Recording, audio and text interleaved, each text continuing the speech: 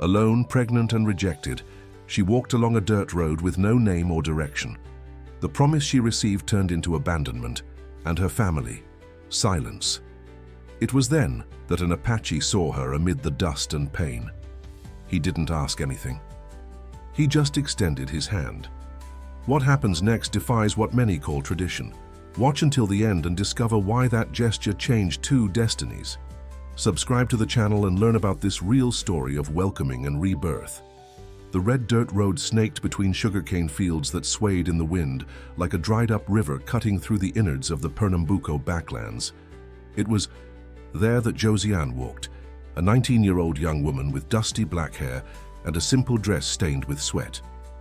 Her 6-month belly weighed with each step, while her bare feet sank into the dry, cracked mud, as cracked as her own hope. The heat punished mercilessly, and the hot wind brought only the sweet smell of sugarcane and the bitter taste of abandonment. It had been 3 days since she had left the sugar mill where she had worked since she was a girl, when the foreman discovered her pregnancy and expelled her without payment or explanations. "A woman with a child and no husband is no good for proper work," were his words before closing the gate. There was nowhere to go back to. Her mother, a washerwoman at the mill, had departed this world 2 years earlier, taken by the fever that had ravaged the region. Her father, she never even knew him. And Clayton, the machine operator who had sworn eternal love before planting a child in her womb, had disappeared at the first mention of pregnancy. "I'm not ready for this. It's not fair to me," he had said, before disappearing in the first truck ride. The tears had already dried, leaving only an emptiness that weighed more than her belly itself. Josiane's hands held a small bundle with her only belongings, a change of clothes, a wooden rosary inherited from her mother, and some crackers that a compassionate cook had given her on her way out. Hunger was beginning to turn her stomach, and thirst cracked her lips, while the merciless sun transformed the world into a blinding blur. She couldn't tell how much longer she walked until her legs gave way. She fell to her knees first, then sat down in the sparse shade of a huasero tree, the only tree in a vast expanse of dry land. That's when she heard the distant sound of an engine. An old military green jeep was raising dust on the horizon. Josiane hesitated between hiding or asking for help. She had strength for neither option. The vehicle slowed down as it approached, until it came to a complete stop a few meters away. From it descended a tall man, sunburned skin, graying hair at the temples and attentive eyes that seemed to see beyond the surface of things. He wore a simple cotton shirt and faded pants with a wooden bead necklace around his neck, the only extravagance in his austere figure. "Need help, miss?" he asked, maintaining a respectful distance. Josiane merely nodded, unable to pronounce words. The man approached slowly, like someone approaching a wounded animal. "My name is Severino. I'm from the Quilombo of Serra dos Ventos, about 2 hours from here. I can take you there if you want." Josiane raised her eyes to him, suspicious. Quilombolas were the subject of whispered stories at the mill. People who lived in isolation, descendants of escaped slaves, who maintained ancient traditions and distrusted strangers.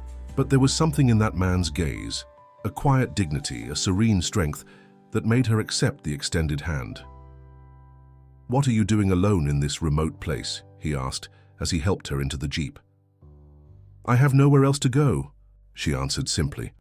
Severino nodded without further questions. He started the engine and returned to the road. The jeep shook on the uneven ground, while the world passed in blurs of green and red. Josiane felt sharp pains in her belly, a silent warning that something wasn't right. She tried to ignore it, focusing on the landscape that gradually changed. The sugarcane fields gave way to denser vegetation as they climbed up increasingly. Narrow and steep roads. The air became fresher as they gained altitude. "Almost there," Severino announced, when the sun was already beginning to descend on the horizon. It was then that the pain came, sharp as a knife. Josiane moaned, doubling over her womb. "The baby," she whispered through clenched teeth. "Something's not right."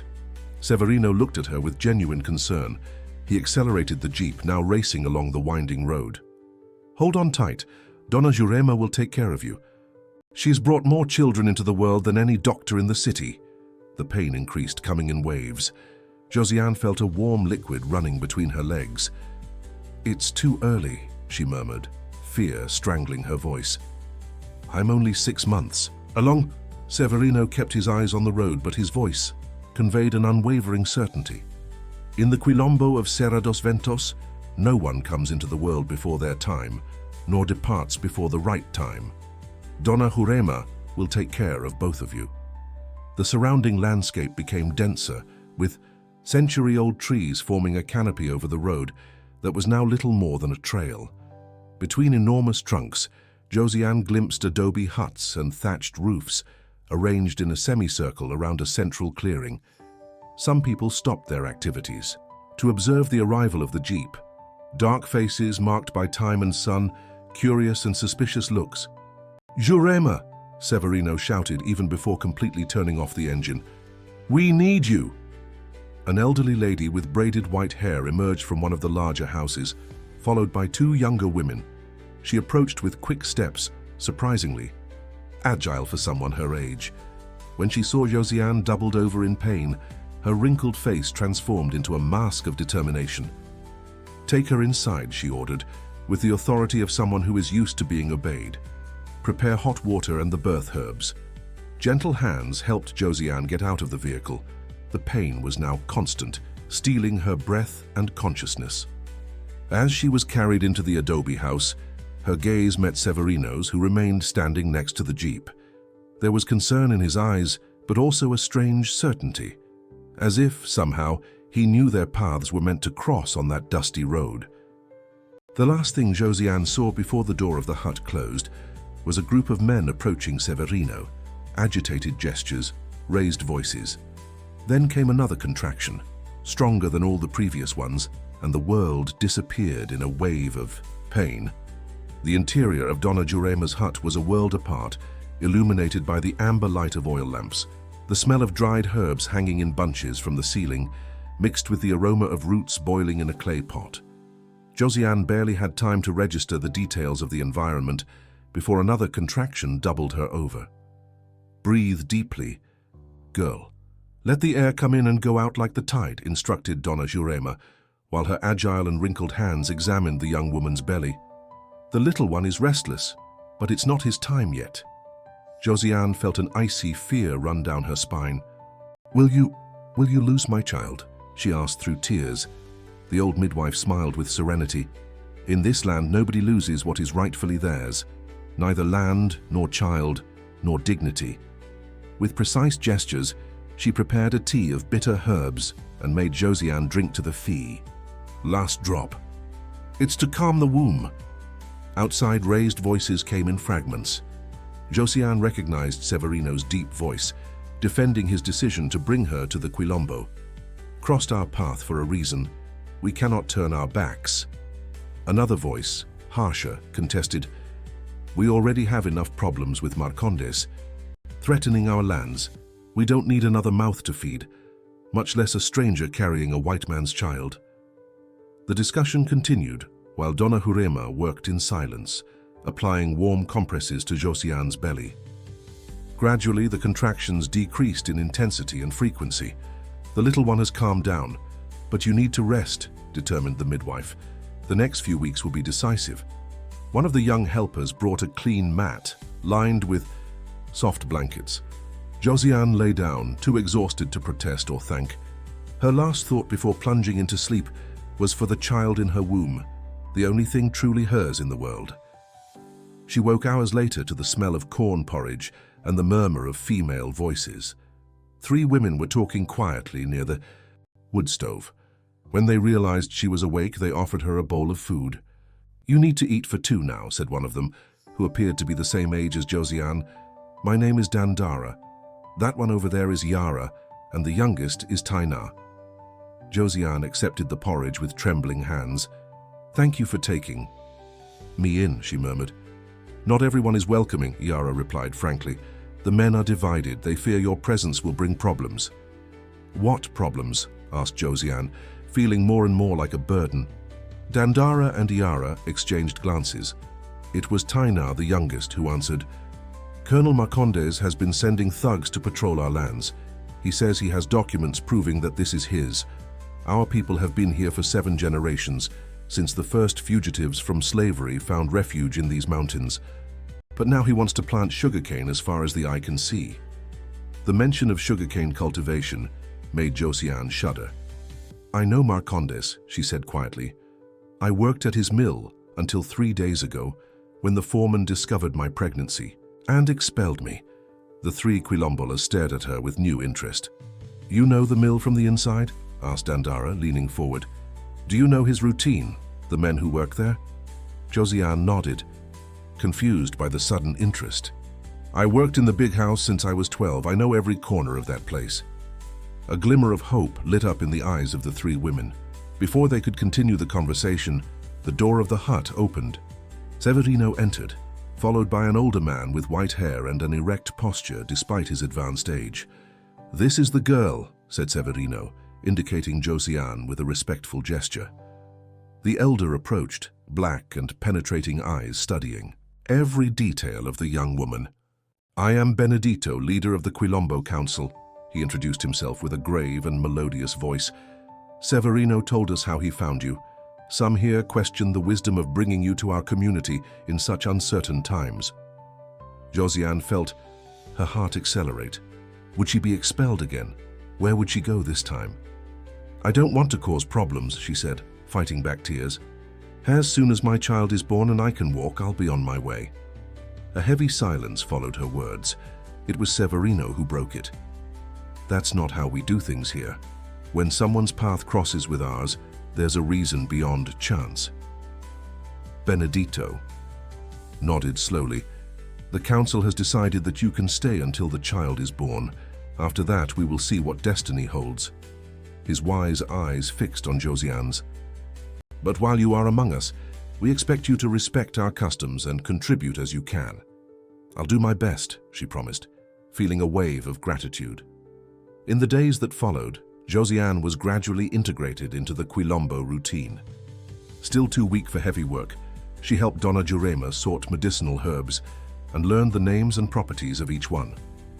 In the evenings, she would sit around the central fire with the others, listening to ancient stories of resistance and freedom. Severino maintained a respectful distance, but his eyes often sought hers across the flames. On a particularly hot afternoon, while shelling beans in the shade of a mango tree, Josiane spotted a cloud of dust on the road. A group of men on horseback was approaching, led by a familiar figure that made her blood freeze. The foreman from Marcondes' mill, Jair, a brutal man known for his pleasure in punishing workers, was at the front. At his side, mounted on a smaller horse, was Clayton, the father of her child. Josiane instinctively protected her belly with her hands, as if she could hide the evidence. Alerted by the Quilombo's lookout, the men quickly gathered in the center of the clearing. Benedito at the front, Severino at his right side, other warriors forming a defensive semicircle. The women and children were instructed to enter the huts, but Josiane remained where she was, paralyzed. Jair stopped a few meters from the group, a disdainful smile on his thick lips. "Well, well, if it isn't the remnants of runaway slaves," he provoked, spitting on the ground. "I've come to bring a message from Colonel Marcondes. You have 7 days to leave these lands. After that, I don't answer for the means we'll use to clear the area." His eyes scanned the Quilombo until they found Josiane. The smile widened. "I see you're harboring a fugitive. The colonel will be interested to know." Clayton, who until then had been looking down, raised his gaze at these words. His eyes met Josiane's and widened at the sight of her prominent belly. He swallowed hard, clearly uncomfortable. Severino stepped forward. "These lands belong to our people by right of ancestral occupation. We do not recognize papers signed in city offices. And as for the girl, she is under our protection now."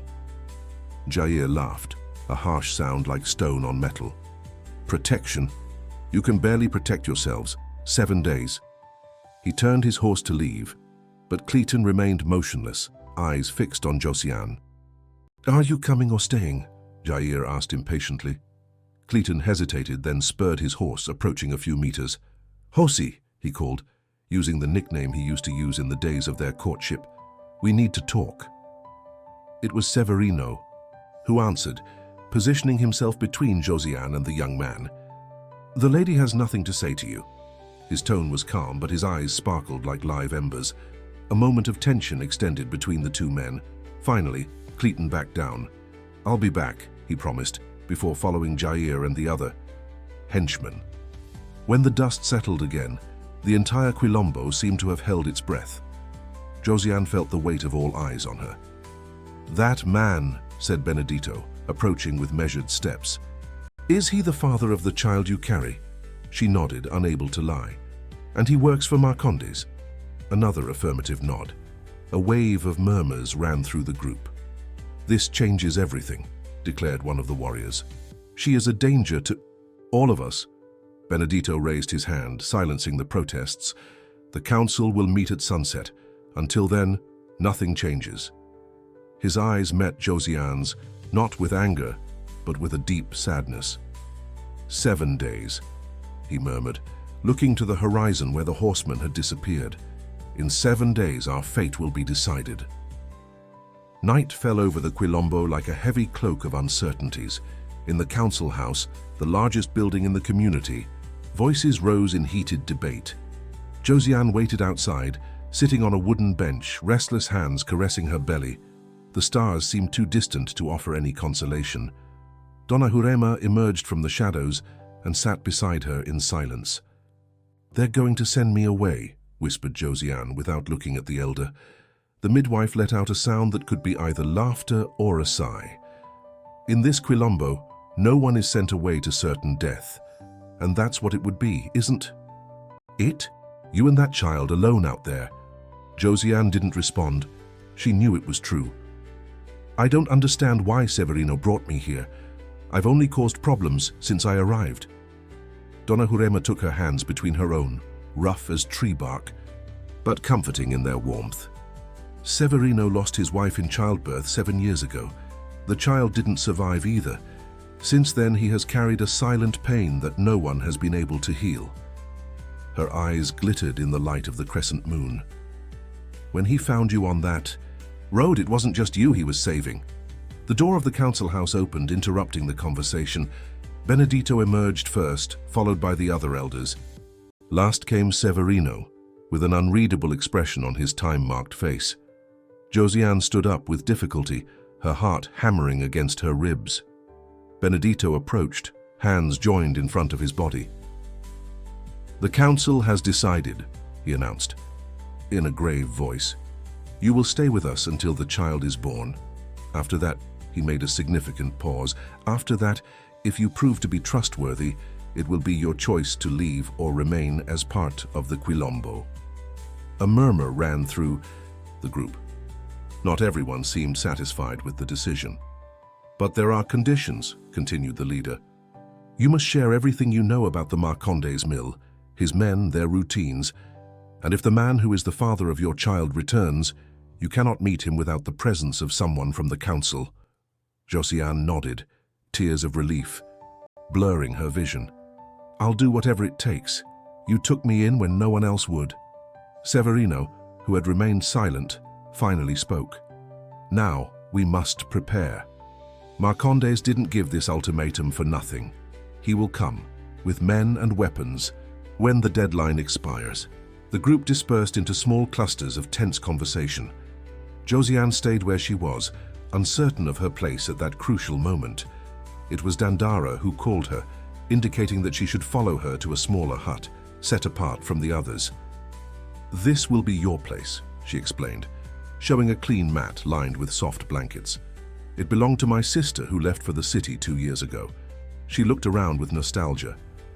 She would like to know that it's helping someone in need. Josiane sat on the mat, physically and emotionally exhausted. "Why are you doing this for me? I'm a stranger who has only brought problems." Dandara sat across from her, legs crossed. "Because that's how we've survived all these years, helping each other, welcoming those in need." Her eyes shone in the twilight. "And because Severino has never been wrong in bringing someone to the Quilombo. He has a gift for recognizing who belongs to this place, even if they don't know it yet." The next morning, the Quilombo was buzzing with activity. Men reinforced the palisade that surrounded the perimeter. Women stockpiled water and food. Children were instructed on where to hide in case of confrontation. Josiane was taken to the council house, where rudimentary maps were spread out on a wooden table. "Show us the mill," Benedito asked. "Every entrance, every exit. Where Marcondes' men are, where they keep the weapons." With a piece of charcoal, Josiane drew what she knew: the main buildings, the workers' lodgings, the storehouse where the weapons were kept locked. "Jair always keeps the key with him," she explained. "But there's a window in the back, small, that he uses to smoke in secret from the colonel. It could be an entrance." The council men exchanged glances. "And Marcondes? What is his routine?" one of them asked. Josiane hesitated. "Every afternoon around 4 he takes his siesta. It's sacred to him. No one can disturb him for a whole hour." More glances were exchanged, some accompanied by approving nods. "That could be useful," murmured Severino. The day passed in feverish preparations. Josiane, still too weak for heavy work, helped Donna Jurema prepare medicines and poultices for possible wounded. At night, when everyone gathered around the fire for the collective meal, an alert sounded. The lookout had spotted a solitary rider approaching. "It's him," whispered Josiane, recognizing the silhouette even at a distance. "Cleiton!" Severino positioned himself beside her, protective without being possessive. "Remember what was decided. You won't be alone with him." Cleiton dismounted a few meters from the entrance of the Quilombo, hands raised in a sign of peace. "I've come to speak with Josiane," he announced. "No weapons, no tricks." Benedito made a gesture and 2 warriors searched the visitor before allowing his entry. They took him to the council house, where Josiane was waiting, Severino at her side like a vigilant shadow. When Cleiton entered, his eyes immediately fixed on the young woman's prominent belly. He swallowed hard. "Josie," he began, using the old nickname again. I didn't know you were like this." She interrupted him, her voice firm despite the tremor in her hands. "Lie. I told you. You said you weren't ready, that it wasn't fair to you. And you disappeared." Cleiton lowered his eyes, ashamed. "I was a coward, but I've come to fix things." He stepped forward, extending his hand. "Come with me. Marcondes doesn't know I'm here. I can take you to a safe place, away from here. I have a cousin in Recife who would help us." Severino visibly tensed but remained silent. It was Josiane's decision. She studied the face of the man she had once loved. He had changed in such a short time. Deep, dark circles, a new nervousness, a gaze that avoided meeting hers directly. "Why now?" she asked. "Why come back after abandoning me?" Cleiton licked his dry lips. "Because it's my child too, and because..." He hesitated, glancing at Severino. "Because Marcondes isn't bluffing. He's bringing men from the capital, professional gunmen. No one will survive." Severino stepped forward. "And why should we believe you? A man who abandons the mother of his child?" Cleiton met his gaze for the first time. "Because I don't want her blood and my child's blood on my hands. You can hate me, but I'm telling the truth. In 5 days, when the deadline expires, Marcondes will come with full force." Josiane felt the baby move, as if responding to the tension of the moment. A sudden clarity took hold of her mind. "I'm not going with you, Cleiton." Her voice came out stronger than she expected. "You abandoned me when I needed you. These people took me in without knowing me. My place is here now." The disappointment on his face was genuine. "You don't understand. They don't stand a chance. Marcondes has money, men, weapons. And we have something he will never have," interrupted Benedito, who was observing from the entrance. 7 generations of resistance in our blood." Cleiton looked from one face to another, realizing he wouldn't be able to convince her. "So that's it? You'll stay and die with them?" Josiane caressed her belly, feeling life pulsing under her fingers.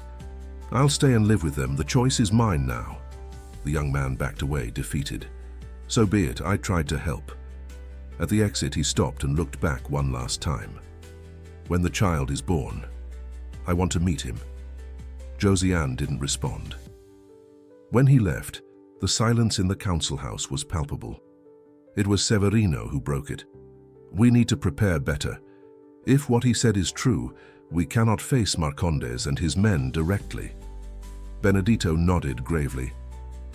We need a plan that doesn't involve bloodshed. Our community has seen enough death. The following days passed in feverish preparation. A plan was elaborated based on the information Josiane had provided about the mill. Groups were assigned specific tasks. Supplies were hidden in the forest in strategic locations. Children and the elderly would be taken to a shelter in the mountain caves at the first sign of danger. Josiane, against Severino's wishes, insisted on participating. I know Marcondes better than anyone here. I know how he thinks, how he acts. At night, while everyone slept, she noticed that Severino remained vigilant, sitting at the entrance of the Quilombo, eyes fixed on the darkness of the forest. On one of these nights, she brought him a cup of hot tea. You need to rest too, she said, sitting beside him. He accepted the drink with a nod of thanks. Since I found you on that road, he spoke after a long silence, I've been having dreams.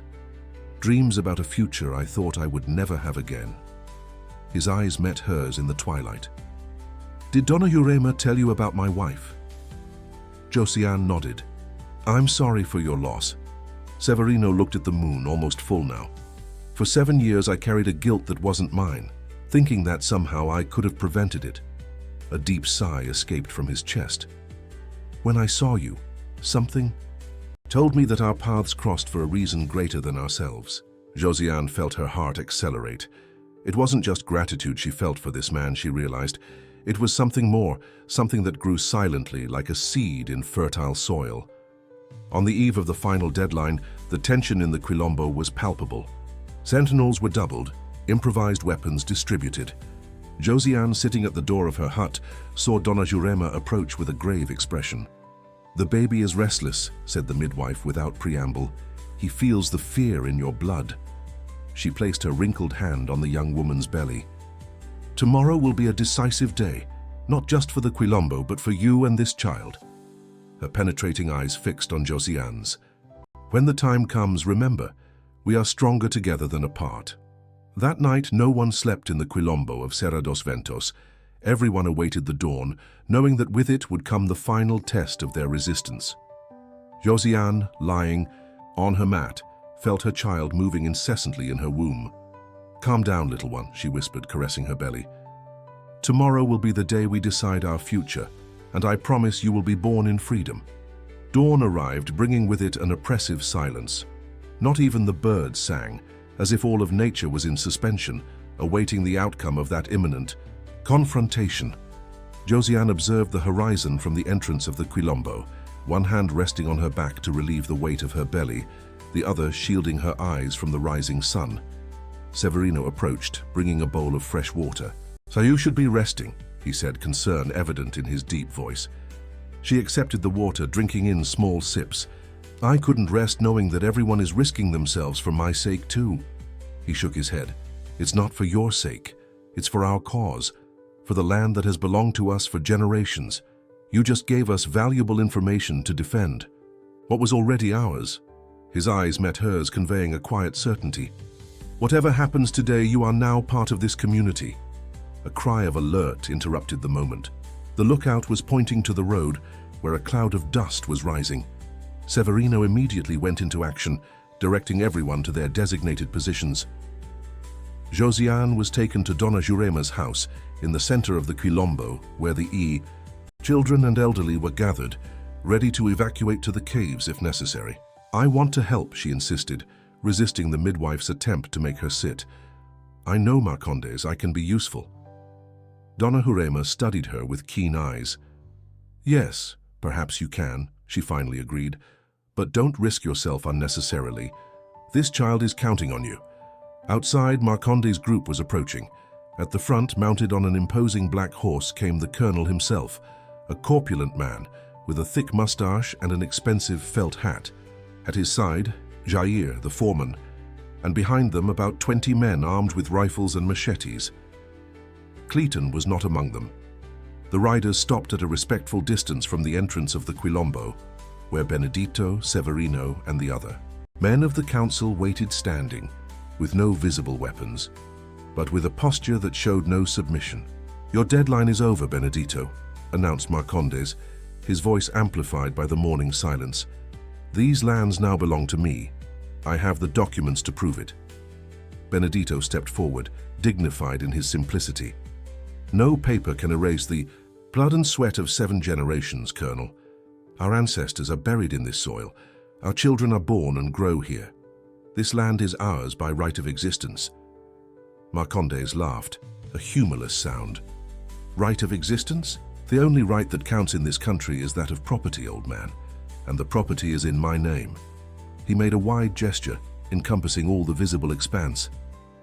"Just imagine, this entire valley covered with sugarcane. Progress, finally.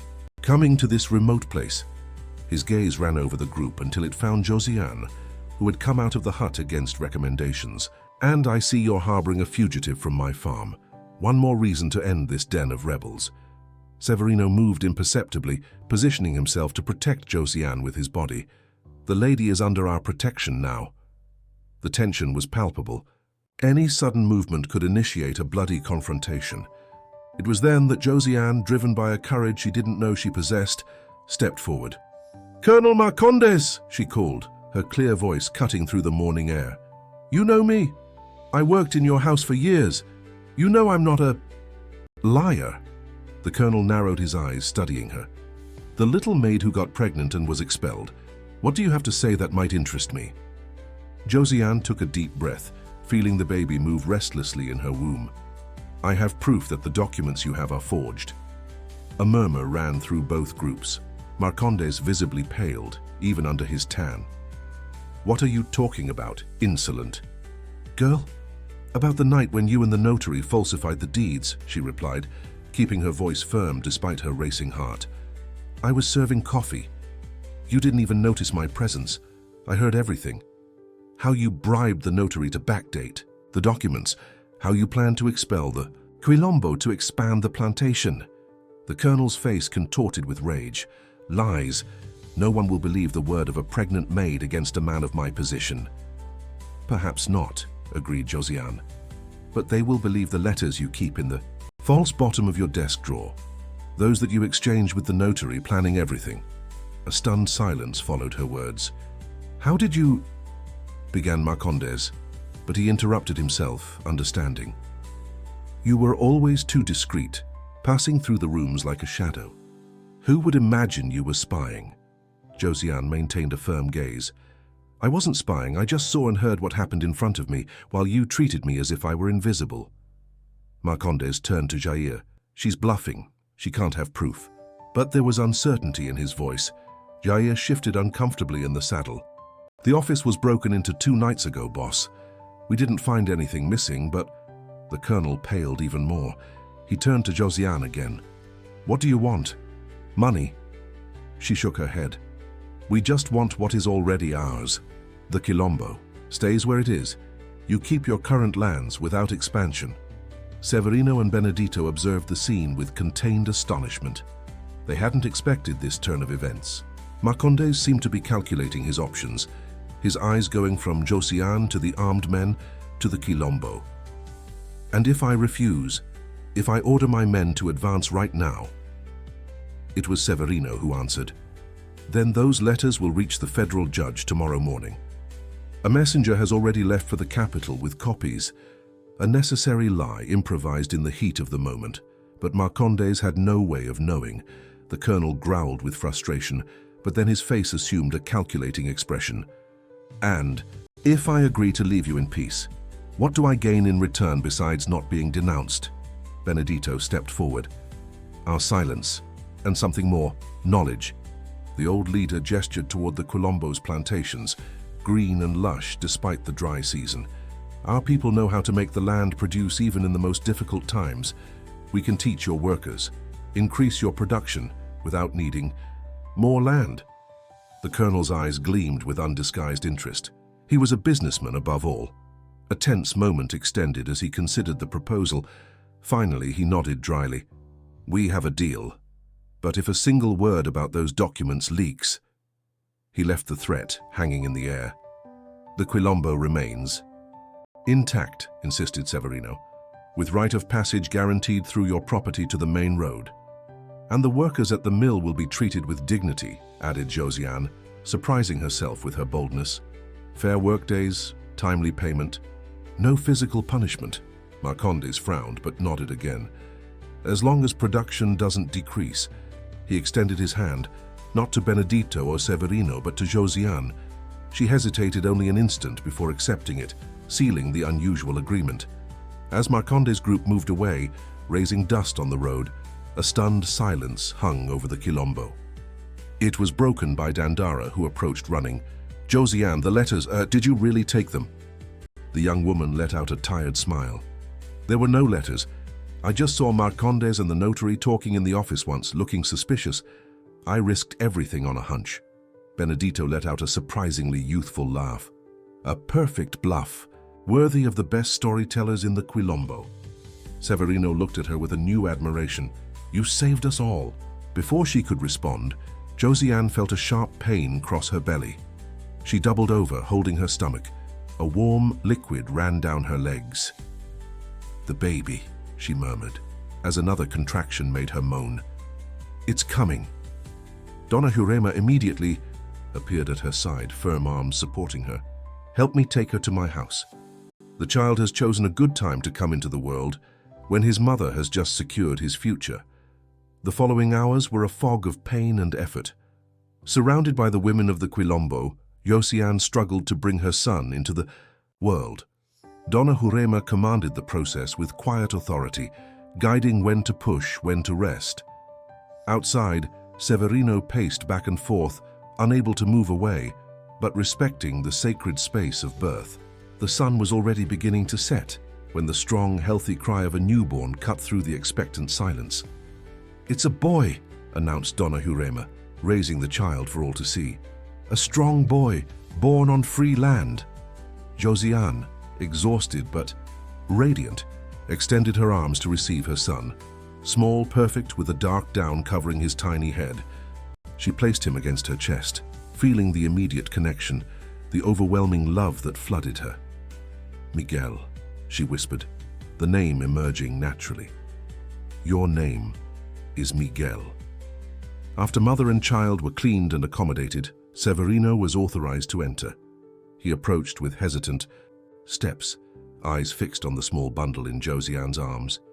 Do you want to hold him? She asked, surprising them both with the invitation. With reverence, he took the baby in his strong arms. A solitary tear ran down his sun-marked face. He has your eyes, he murmured, and your courage too, I bet. Josiane observed the man who had changed her destiny on that dusty road. Severino, she called softly, thank you for finding me that day. He returned the baby with care. It was Miguel who found us. Somehow he knew we needed each other. That night, while mother and child slept, the Quilombo celebrated with music and dance around the fire. Not just the victory against Marcondes, but the birth that symbolized a new beginning. In the weeks that followed, a routine was established.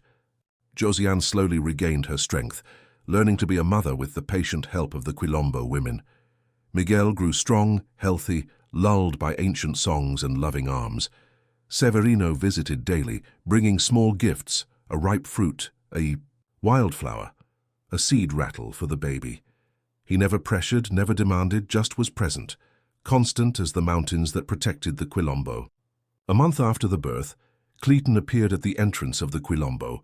He came alone, without weapons, with a determined expression. I've come to meet my son, he announced. Severino led him to Josiane's hut, remaining at a respectful distance, while the young father met Miguel. Cleiton held his son with trembling hands. He's perfect, he murmured, tearful eyes. I'm sorry, Josie, for everything. I was a coward. She nodded, accepting the apology without resentment. Do you want to be part of his life? She asked. The question surprised Cleiton. Can I? After everything? Josiane thought carefully before answering. Miguel deserves to know his father. You can visit him, see him grow. But his home will be here in the Quilombo. The relief on Cleiton's face was evident. He didn't want the responsibility of raising a child, just the comfort of knowing he was well. I'll visit whenever I can, he promised, returning the baby to his mother's arms. "And I'll bring news from the mill. Things are changing there, you." "No, Marcondes kept his word. The physical punishments have ended, the work days have decreased." As he left, he crossed paths with Severino. The two men exchanged a look of mutual understanding. They were not enemies, just different men, with different roles in the lives of Josiane and Miguel. When Clayton left, Severino entered the hut, bringing ripe mangoes. "Is everything okay?" he asked, noticing Josiane's thoughtful look. She smiled, cradling Miguel, who slept peacefully. "It is. It was good for Miguel to meet his father, and it was good for me to close that chapter." She paused, gathering courage. "Severino, when you found me on that road, you saved more than my life. You saved my ability to believe in people again." He sat beside her, attentive eyes. "What I'm trying to say is that if one day you want to be more than a friend to me and a protector to Miguel, I would like that." The smile that illuminated. His face was like the sunrise after a long night. "I've been waiting for you to say that since I saw you hold Miguel for the first time," he confessed. "But I didn't want to pressure you. I wanted it to be your choice." With gentleness, he touched her face, a simple gesture that contained promises of many tomorrows. 3 years passed. The Quilombo of Serra dos Ventos prospered, its cultivation techniques now respected, even by the farmers of the region. The unlikely partnership with the Marcondes mill had become a model for other communities. Miguel grew strong and curious, adored not only by Josiane and Severino, now married according to the traditions of the Quilombo, but by the entire community. Clayton visited regularly, bringing gifts and stories, a present father in his own way. On a hot afternoon, while watching Miguel play with other children in the center of the Quilombo, Josiane felt strong arms wrap around her waist. Severino rested his chin on her shoulder, both contemplating the scene before them. "What are you thinking about?" he asked. She smiled, covering his hands with hers. "About how life takes turns. 3 years ago, I was walking aimlessly on a dusty road, believing there was no future for me." She turned to face him. "And then, you appeared, and everything changed." Severino kissed her forehead tenderly. "It wasn't me who changed your destiny, Josiane. It was you yourself with your courage. I was just there to witness it." Miguel ran up to them, face lit up by the smile that so resembled his mother's. "Daddy, Mommy, come see. Donna Jurema is teaching us how to make medicine from leaves." Severino lifted the boy in his strong arms, making him laugh. "Let's go then, little healer." As they walked together toward the circle of children, where the old midwife shared her ancestral knowledge, Josiane reflected on how sometimes you need to lose everything to find what really matters. How a beaten dirt path can lead not just to a place, but to a destiny. And how, in the darkest hours, when all seems lost, all it takes is a hand extended with sincerity to change the course of an entire life. If you were moved by the journey of Josiane, Severino, and little Miguel, don't forget to subscribe to the channel for more stories that touch the heart and make us reflect on the turns that life takes.